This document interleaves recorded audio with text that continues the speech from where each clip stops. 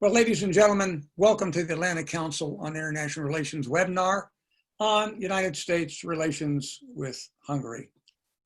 If this is your first time to engage in an ACIR program, the Atlantic Council on International Relations is a nonpartisan, nonprofit organization that promotes understanding through the free exchange of ideas on the complex issues that confront the United States and other nations in the world today. You can visit our website at www.atlantacir.org to get a feeling for upcoming events, as well as newsworthy articles and membership opportunities and benefits. So thanks for joining us today. For those of you who are members and are familiar with ACIR, thank you for joining us during these very difficult times. I would also like to thank institutional members, Georgia Institute of Technology and the University of North Georgia, as well as our strategic partner, the Sam Nunn School of International Relations at Georgia Tech, for their very strong and continued support. Today, as you know, it is our pleasure to welcome John Parkerson, Honorary Consul General and Foreign Economic Consular of Hungary. Hungary fell under the yoke of the Soviet Union at the end of World War II. In 1956, a popular uprising against the tyranny of communism succeeded for a short while. However, it was brutally suppressed by troops of the Soviet Union. Nevertheless, in the years that followed, Hungary managed to wiggle its way to some internal autonomy. With the end of the Cold War, Hungary held its first free elections in May of 1990. Today, Hungary is a parliamentary republic and a member of the North Atlantic Treaty Organization, NATO, and the European Union. You have already had an opportunity to read a bit about our speaker, John Parkerson. However, I would like to highlight some of his background. John is an attorney of the international practice of Hall, Booth, and Smith, with a focus, among other things, on international business, international compliance, international aviation, and governmental affairs. John also is an adjunct professor at the Emory Law School and at the Schuler School of Business at Georgia Tech. He has served as an international attorney for Delta Airlines. He has been a past president of the World Trade Center in Atlanta and serves on a number of boards, including as a member of the board of directors of ACIR. He holds a BA in European history, an MA in diplomatic history, a JD law degree, all from Emory University, as well as an MA in international relations from Boston University and an LLM in international and comparative law from George Washington University. John, you're clearly overeducated. It's a great pleasure to have you with us, John. Welcome. Thank you, Bob. It's a pleasure to be here. And thank you, ACIR, for hosting this program. And I'm very fortunate to serve on that board. I can tell you it's the best among those that you listed. I am John Parkerson, the Honorary Consul General and Foreign Economic Counselor for the country of Hungary, and have been since 2007. I want to report that the reason I was appointed by the government of Hungary for this position is because of my international business background and because I knew something about the region from my studies as a much younger person. I think the feeling was that I could help Hungary promote trade business relationships between this region, and I represent in this region Georgia, Tennessee, and Alabama, not forget. But mostly, as you might gather, since I'm here in Atlanta, it seems like Georgia gets the lion's share of attention. Sorry, other states, but that's the way it is. I am a native Atlantan, born here many years ago, moved away at some point and lived around the world, lived in Germany, served in Washington, D.C., and Pentagon for a number of years, taught international law at the U.S. Military Academy at West Point. And so it's, but Atlanta's my home and always will be and always has been. I came back to Atlanta from the Pentagon in 1993 to join Delta Airlines Law Department, and I remained with Delta for 15 years as part of their international group. So my internal clients were all of those various components of Delta that were going through an international expansion at the time. 2008, I joined my law firm, but it was easy for me to transfer the discipline of my legal practice from Delta Airlines, that corporate environment, to representing mostly corporate entities in private practice with the law firm. Let me just say a few things about, if I may, about Hungarians in the US and in Georgia. This is very brief background. You may not realize this, but there have been settlements of Hungarians in the state of Georgia, at least since the 1840s, when they established the town of Budapest, Georgia, in Haralson County.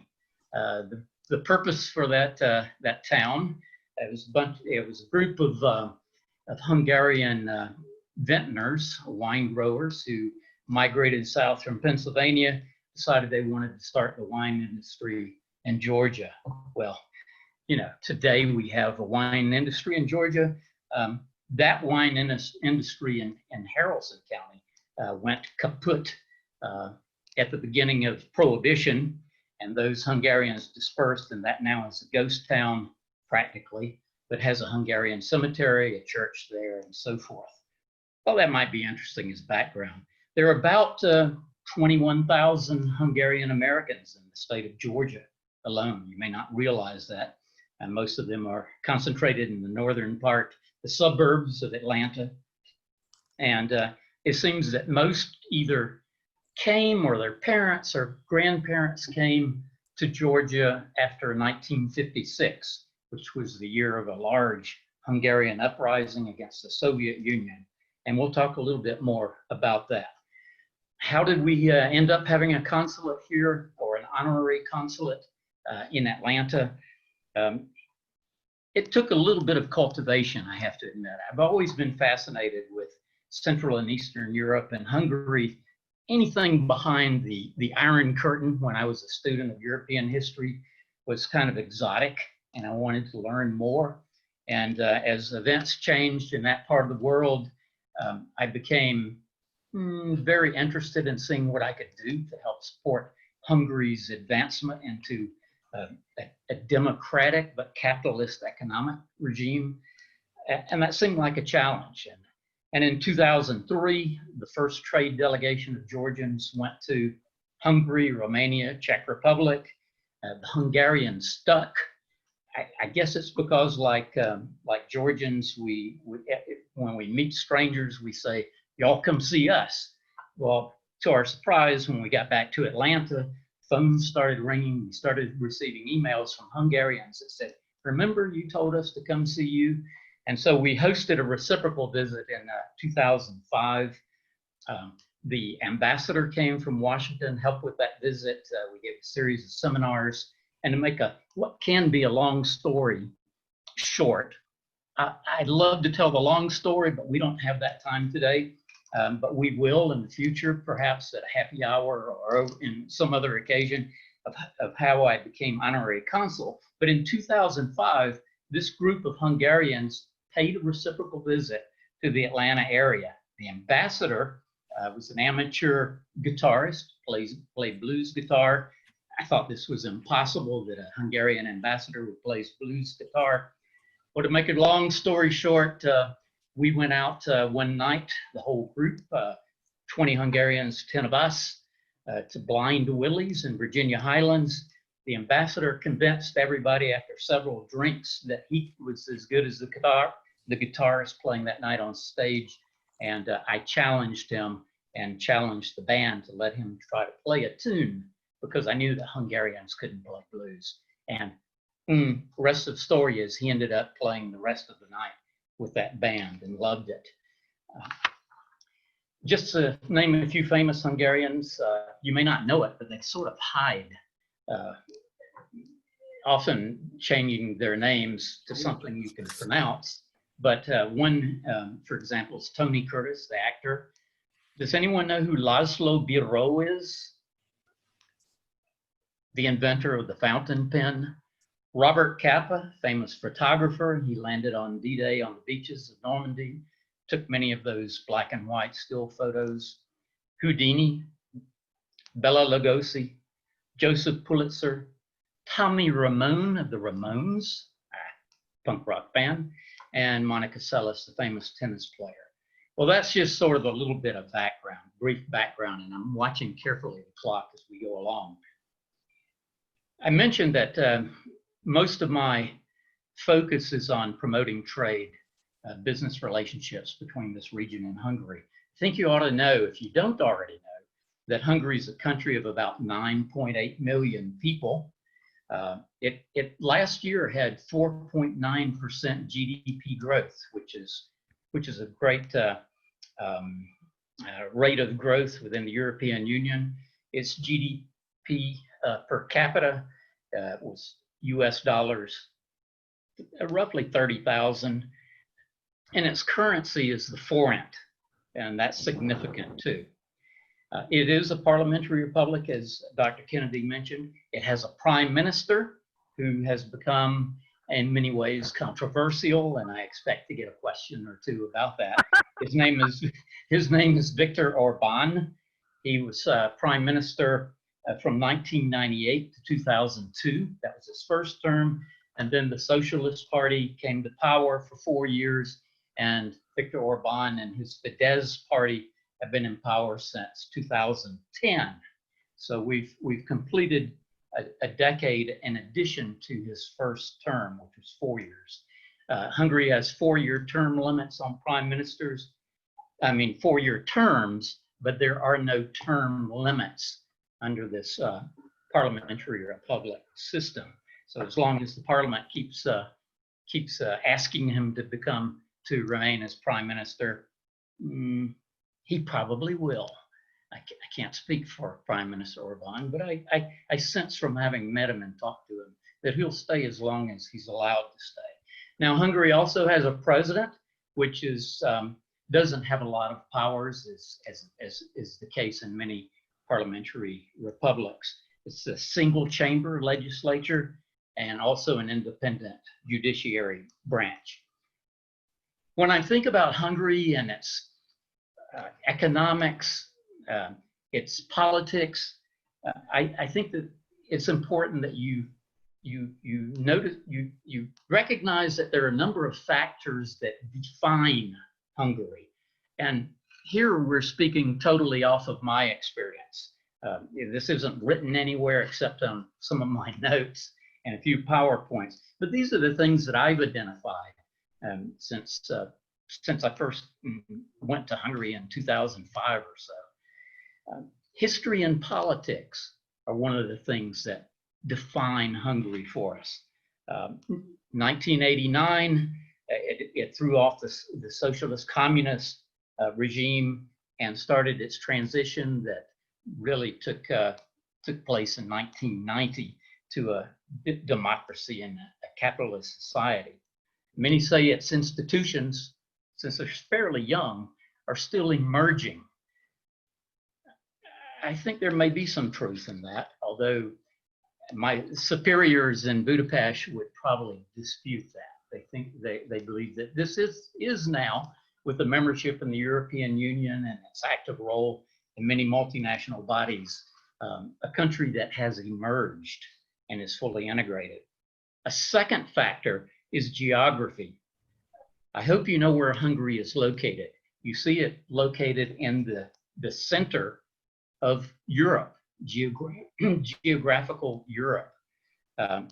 This means that it's a logistics crossroads.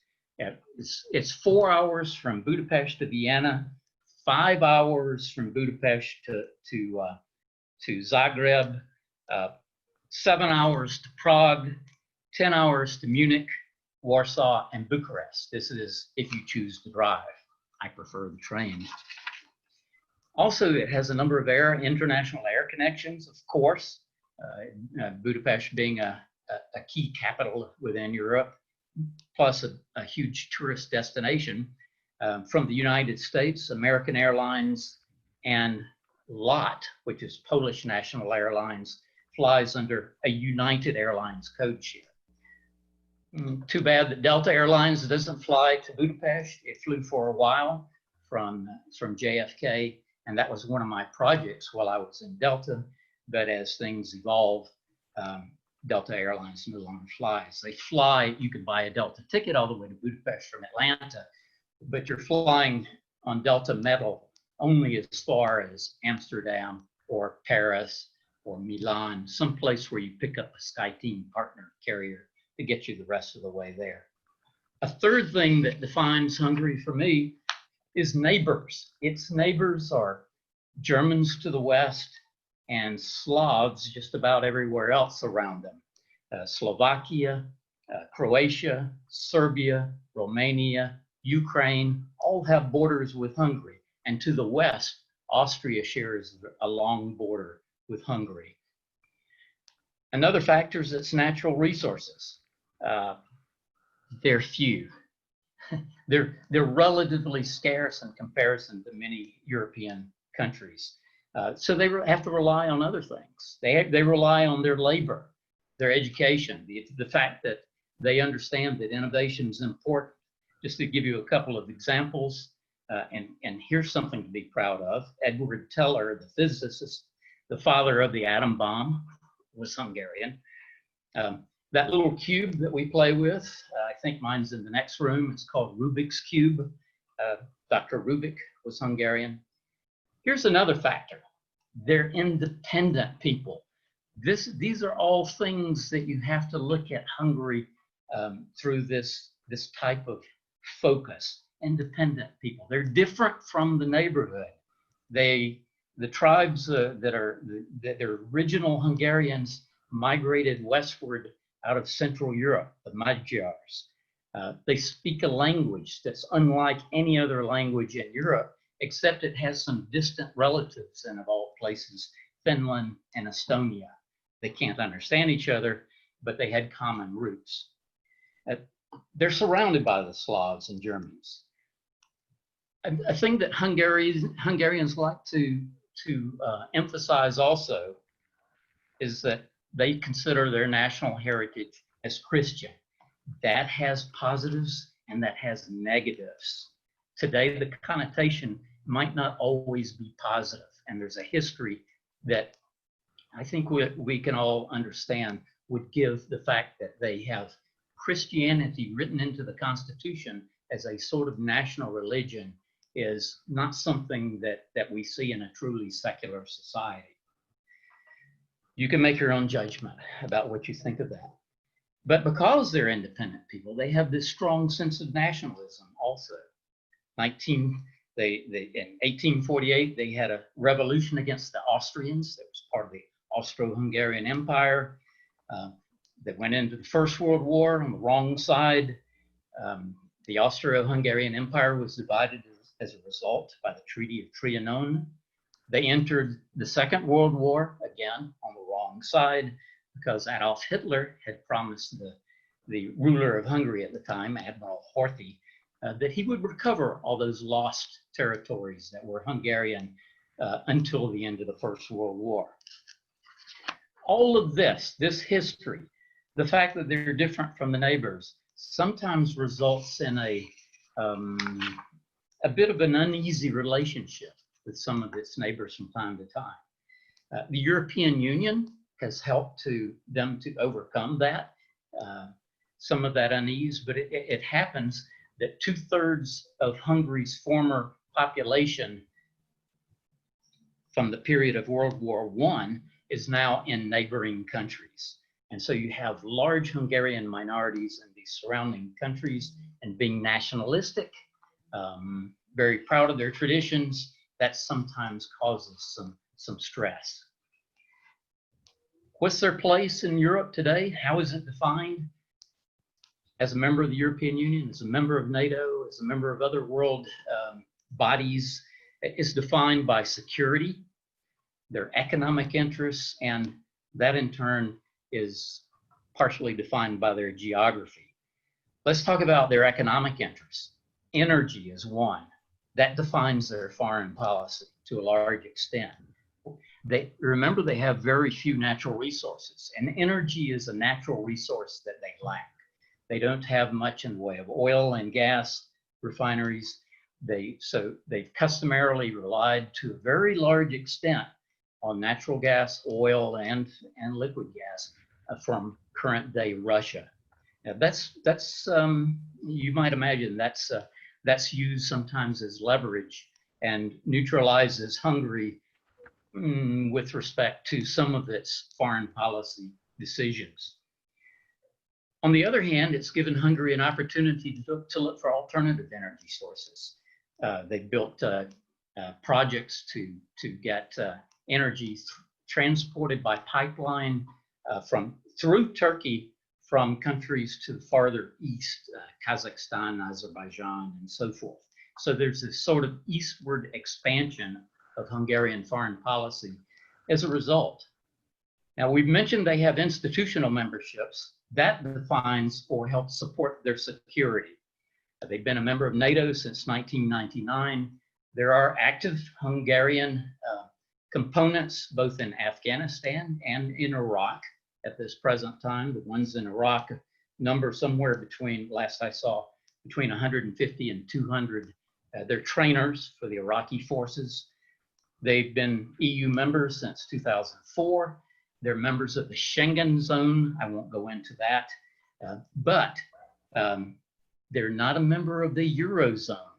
They've retained their forint, which is the national currency. Remember, they're independent people, independent-minded.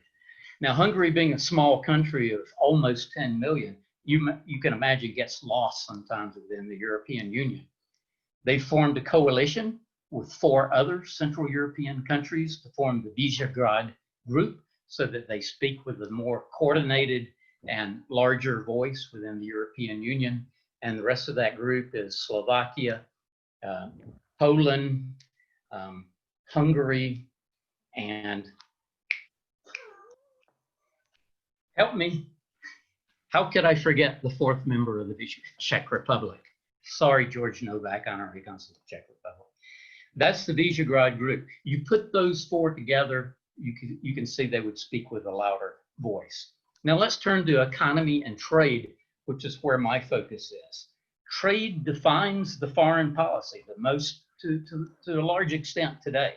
And that trade is largely European Union focused. It's growing with Asia and the United States. And I mentioned this eastward expansion of trade. We're seeing greater Hungarian investment in Azerbaijan, Turkey, and in Russia. Well, Russia is a special case because of the dependence on energy. Investment into Hungary, they're #1 in Central and Eastern Europe in foreign direct investment per capita. The top investors by country are Germany, mostly manufacturing. Secondly, the United States. A number of Georgia companies have presences in Hungary, large presences. AGCO, Coca-Cola, NCR, UPS, all are present in Hungary. And I'm not talking about just operating a flight that passes through. They have large establishments in Hungary. South Korea is next with its auto manufacturing in Hungary. Japan, India is rising as an investor in Hungary. Tata Group from India recently had a multi-million-dollar investment to manufacture Jaguars and Land Rovers. And of course, China is trying to make itself known. One of the reasons that countries want to invest or businesses want to invest in Hungary is the ease in doing business there. It has incentives similar to what you would find in the United States and in Georgia. Has a low corporate income tax, 9%. That's the lowest in Central Eastern Europe. It has a VAT that's graduated from 0, which is nothing, to 27%. It's on a scale.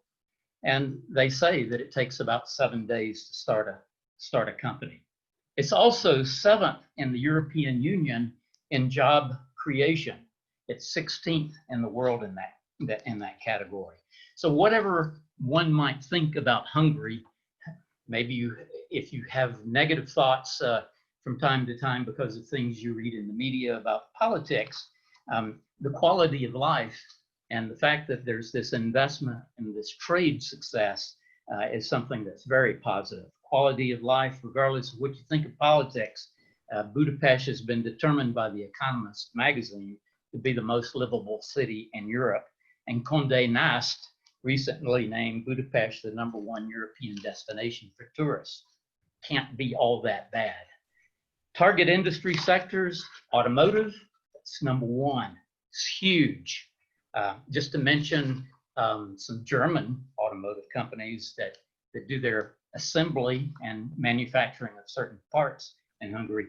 Audi has its largest manufacturing facility outside Germany in Győr, Hungary. Mercedes has its largest automobile manufacturing in Hungary outside of Germany. Tuscaloosa, Alabama comes in third. BMW is building a large facility in Hungary. So that would tell you that it's not surprising that Germany is the #1 foreign investor in Hungary. As a matter of fact, our own commissioner of the Georgia Department of Economic Development, Pat Wilson, went with a delegation to Hungary late last year with a Korean company of all, which sounds a little strange on the surface, but there's a company called SK Innovations, which has built a huge investment building electric batteries or batteries for electric automobiles, supporting largely Volkswagen at this time up in Chattanooga. But SK has decided to locate its European electric battery manufacturing facility to support that automotive business in Hungary. Business services are big. These are things like shared service centers. Why? Because nobody speaks Hungarian. Hungarians have to learn a foreign language. They learn either English or German. This fits very well, that and the fact that there are low wages, with companies like AGCO from Georgia, which has its shared service center for Europe in Budapest with English speakers. Electronics, largest electronics producer in Central and Eastern Europe. There's a company here in Atlanta, Georgia named Ajax Technology that does all its designing, engineering, and assembly of a hardened tablet in Pécs, Hungary. Well, I want to skip down a bit. Life sciences is an area that's growing quickly. Don't know, it seems relevant now, but if anybody's in the medical profession, you would have heard of Dr. Semmelweis. There's a Semmelweis School of Medicine in Budapest. Dr. Semmelweis is known as the father of hand hygiene, which is extremely important today. He's the first to make a direct correlation between infant mortality and unclean hands of midwives and so forth. So after that, hand hygiene became much more important. And as we know, it's extremely important today. And part of the successful medical technology sector are machines that are manufactured, were invented and manufactured in Hungary, that measure bacteria on your hands. You insert your hands, it looks like an X-ray, and it tells you where you might have missed when you've washed your hands. We know about tourism, it's big. You see Viking Cruise Line on your television commercials cruising down the Danube, huge. I could go on and on about tourism. Let's talk about some other things, and we have time to get into some political questions as well. Hungary, like other European countries, is in the midst of the COVID-19 crisis. It has last that I saw a week ago, the data was 3,313 confirmed cases. Now, it is a small country of roughly 10 million people, but that's some things that have that you can attribute that low case rate to is the fact that Hungary has been much more stringent than many of their neighboring countries in controlling its borders and the flow of people who might be carrying coronavirus. That in itself is a very interesting, has very interesting political connotations and would be a fun subject to talk about. They've had 425 deaths so far from COVID-19. You know, it's become difficult, though, to separate the health responses to COVID-19 from political criticisms. You know, what in some way what doesn't become politicized today, it seems, anywhere? But the European Union has policies on that encourage some standardization for European responses to COVID-19.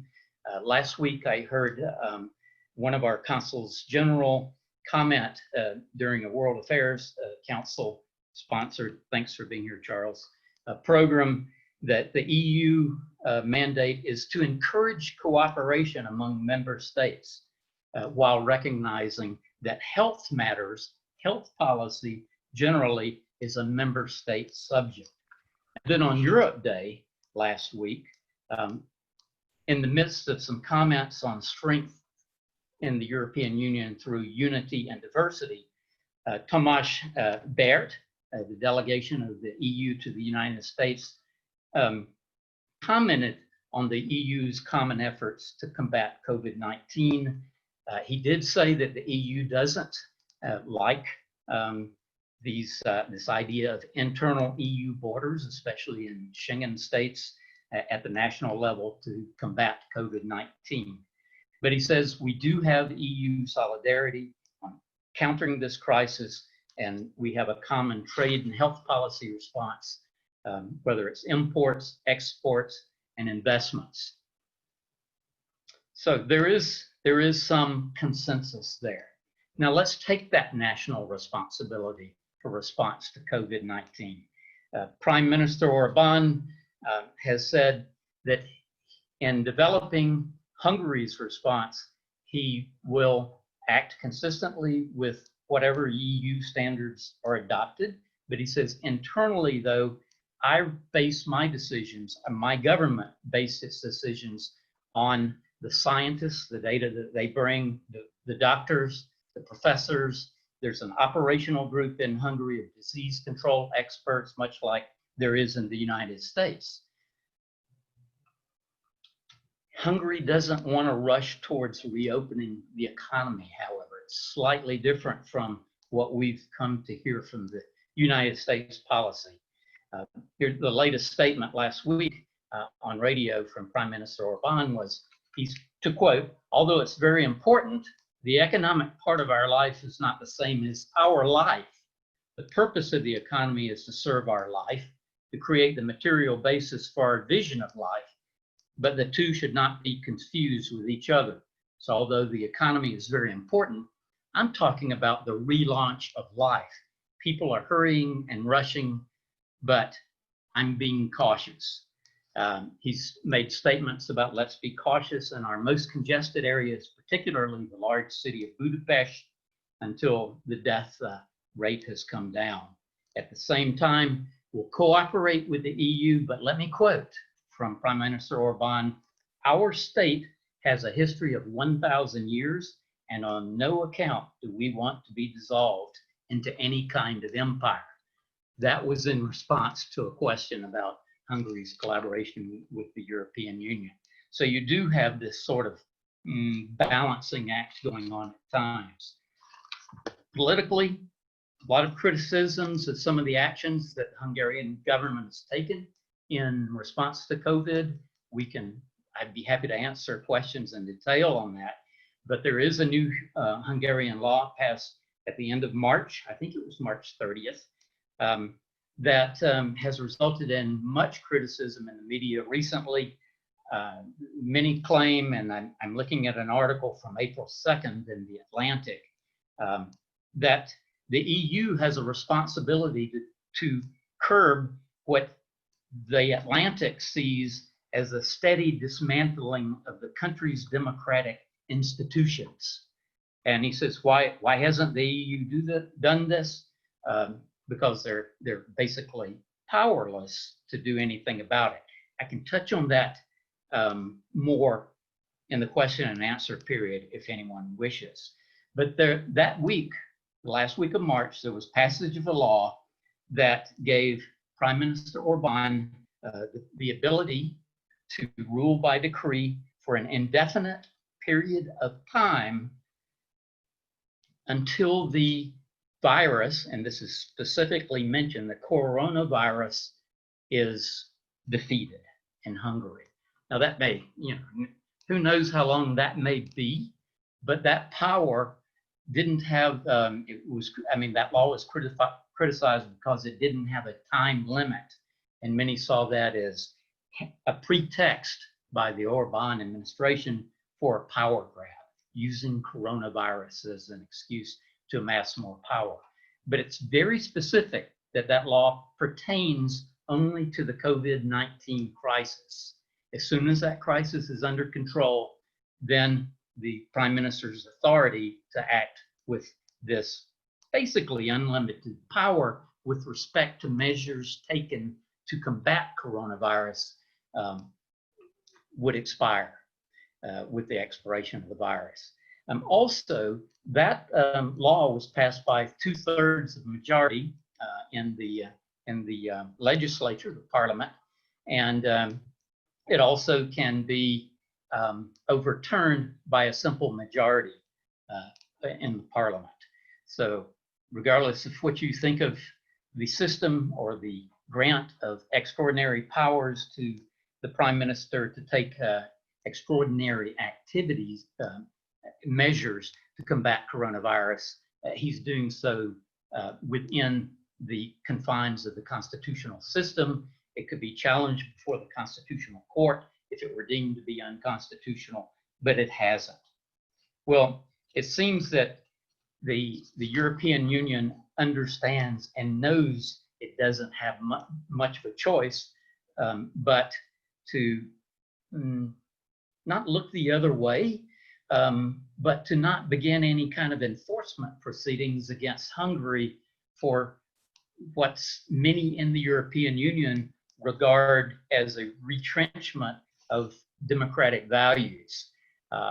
It could suspend certain rights under Article 7 of the Treaty of Lisbon if it chose to, if there's a clear risk that a member state is breaching the EU's fundamental values, but it hasn't come to that conclusion yet. It could begin infringement proceedings against Hungary if it wanted to, that is, basically take Hungary to court, but it has not done so. And some who were extreme critics of this grant of authority to Prime Minister Orbán have remarked that time clearly is on the side of the autocratic governments.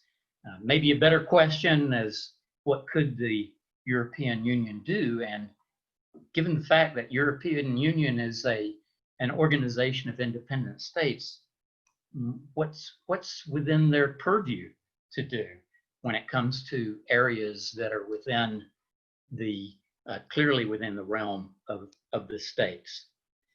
With that, I know I see where we are on time, and I've spoken for about a half an hour. I know there must be some questions, and I'd love to try to address them. Thank you, John Parkerson. We're going to turn it over to Tony Kuzokoli now and ask him to lead the Q&A session for us. So if you have any questions, please put them in the chat box and we'll get as many as possible. Tony? Thank you, Sherry. Good afternoon, ladies and gentlemen. Your questions will be forwarded to Mr. Parkinson in the order in which they have been submitted. With the interest of time in mind, less than 15 minutes, please keep your questions as concise and short as possible. Mr. Parkinson, our first question reads as follows. There was a survey over a year ago in the Daily News Hungary that found neighboring countries regarded Hungary in a very positive light. Would you care to comment on this? Well, I'm glad that that was the conclusion, of course, and I'm sure that the Hungarian government would be pleased that that's the conclusion. From my own perspective as a non-political member of Hungary's diplomatic mission, the consular corps here, the honorary consul, it's gratifying to know that at least those states with which it chooses to collaborate most closely, the Czech Republic, Poland, Slovakia, view Hungary's actions positively. Many other European countries do as well, as does popular opinion. And I think they understand that what populism means, what conservatism means, that those are appropriate characteristics of this government. But I think they also understand what rule of law means, and the rule of law still exists in Hungary, and there's no chance that it's going to be taken away. Just to point to a couple of things recently,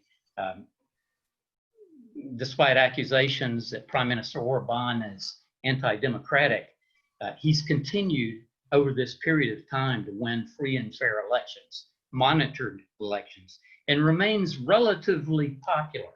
And relatively is a very broad term, I understand. There is opposition. And lately, opposition candidates have scored some major successes in municipal elections around the country.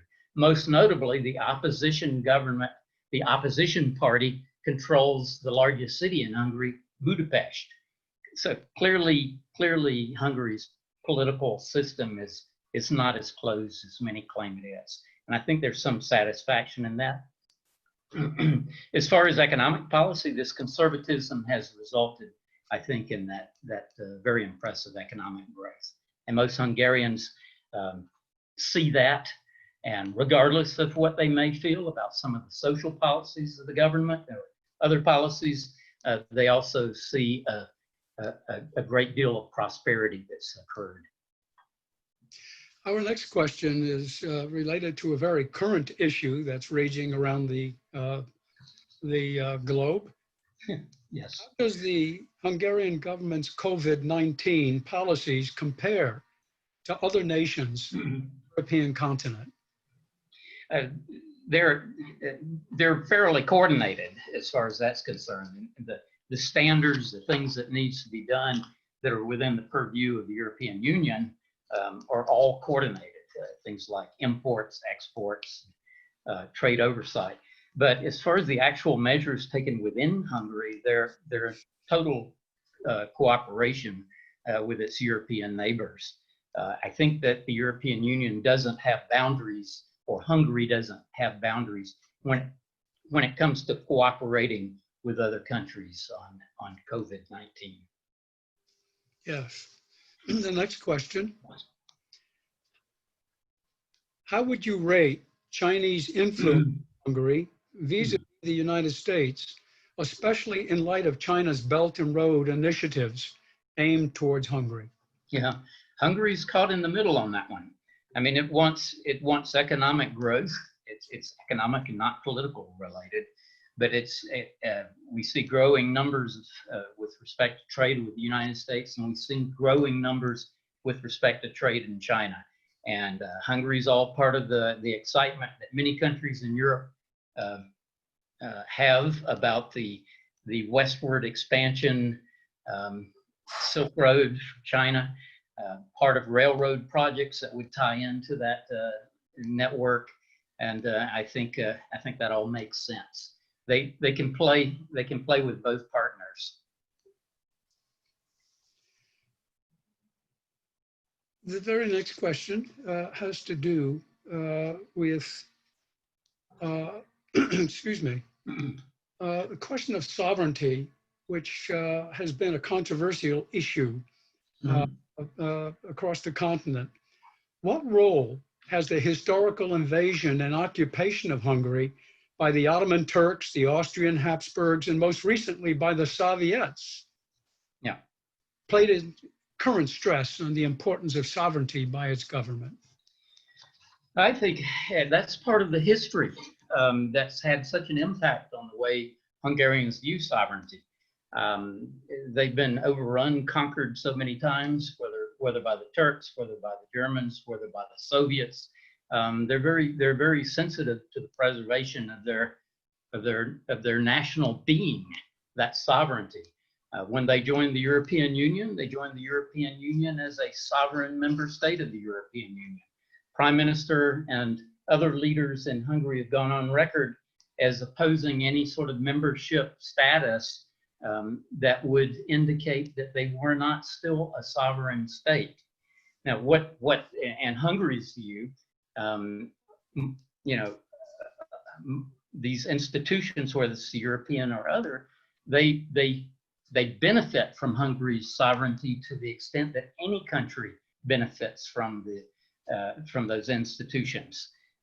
They give those institutions so much power to do things in certain areas under treaty regimes as any other country does when they're part of a treaty regime, whether it's NAFTA or the child of NAFTA currently, or whether it's any kind of other trade alliance. You only give as much as you wish. You preserve your sovereignty. You just like Great Britain, you can leave the European. You're free to leave those organizations if you want to. That's an exercise of sovereignty. It may not be easy. It's a difficult road we've seen, but Hungary's not threatening to leave the European Union or any of these other institutions, but they do view their participation as exercises in sovereignty. The next question is a question that is on the minds of many governments throughout that area, and certainly I think we should be most interested as well. Could you talk for a moment about Hungary's current state of affairs, or its foreign relationship with Russia in light of the Ukraine and the concerns in the Balkans about Putin's behavior of late? It's delicate. Remember, I'm an honorary consul with a trade portfolio. I can tell you from what I read each day, I get a basket of news items from the government of Hungary that represents, it seems to be their point of view. And I also have my own independent basket of opposing views. And so I've tried to stay current on these matters, but I have to be careful that I can't be a spokesperson for the government. I have personal observations, and I sometimes lecture in universities about this when I talk to business classes. It's clear that Russia uses its natural resources, oil, gas, and so forth, as leverage to try to influence Hungarian policy in certain ways. And I'll carefully state that also influences to some degree Hungary's policies in areas that are of very important, high importance to Russia, and that would be Ukraine. So although Hungary is part of NATO, I think they would consider very carefully whether to adopt a more active role in Ukraine to protect Ukraine's sovereignty. They're with Ukraine in a diplomatic fashion. They trade with Ukraine. Ukraine's a neighbor. They share a border, friendly relationship. But you have to consider all factors when you consider the extent of your participation in foreign affairs. Same in the Balkans.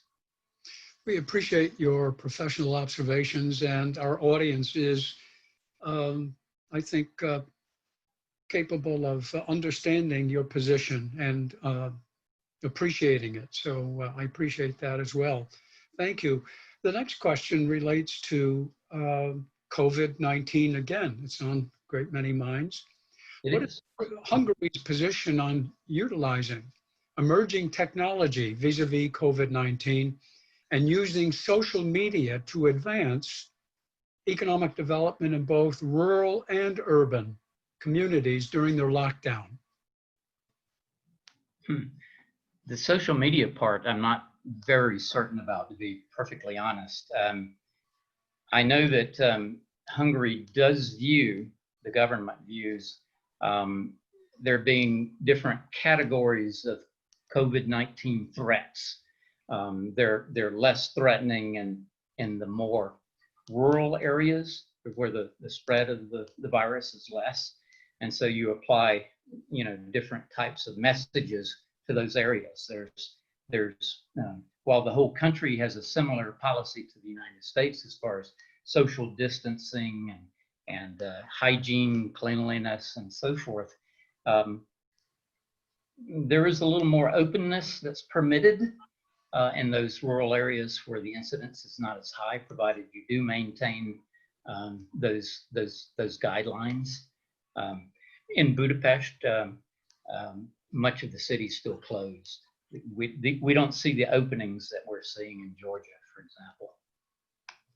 I don't know if that addressed the question. At least it doesn't address the social media part, because I'm not seeing their social media messages. I do see the general messaging that the government adopts. Yes, we have a member of the audience who would like to know if you're familiar with the healthcare delivery model that Hungary follows. Well, they have a system of clinics and hospitals just as we do. I think it's very similar, except coming from a different economic culture. The degree of socialization of the medical system is greater than in the United States as a juxtaposition. So I think the delivery of medical services are very similar. You have the same degree of testing and the emphasis on testing now, and diagnosis and cures, and all the laboratories that are trying to find vaccines. And it's the same throughout Europe and the United States and much of the world, for that matter, I think, in that respect. But you do have a more open medical system that has less reliance on private insurance than in the United States. We have about a minute left, Mr. Parkerson. One quick answer to a short question. Do you have any knowledge of the current immigration of Hungarians to the United States itself? And if so, where many of them may be found to be congregating at this point? We have less than a minute. I'm sorry. Well, I'm glad I finally get a fun question. Now, this is something that is very interesting to me as a historian and as a non-Hungarian too. I've become an adopted Hungarian and tried to assimilate into that community to the extent that I can. And I know that especially after 1956, the largest single group of Hungarians settled in the United States, that found their way to the United States, settled in Cleveland, Ohio. And, that was that generation. Yeah. Cleveland's a great city that's very, very multinational, multicultural, but it has Hungarian Boy Scout troops, Hungarian churches, Hungarian languages preserved in the homes of those Hungarian families. But now we're in second and third generations. That dispersal has gone along. Cleveland was the second largest Hungarian city in the world for many years, for about 25 years. We'll have to, please forgive me, we'll have to end on that note. Darn. The program over to Dr. Kennedy at this point, and I thank you very much, sir. Thank you.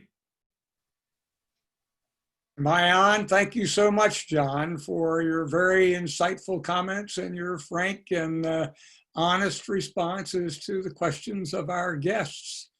As I look through the list of many questions that still remain, I think you got off the hook on some pretty tough questions that I can see that came in down the line. However, I think we all have a much better understanding of Hungary, of its history, of its sense of independence, the nature of its government, its economy, and the issues it confronts in the past it's attempting to take to resolve those issues. It has been a great pleasure to have you join us today. We wish you the very best in the future. And for those who have joined us today, please follow COVID-19 guidelines, social distance, wear masks as appropriate. And if you haven't had a chance to visit Hungary and the beautiful capital of Budapest, please do so. You will find it a very delightful a surprise. Ladies and gentlemen, we wish you good health and great happiness. Good afternoon.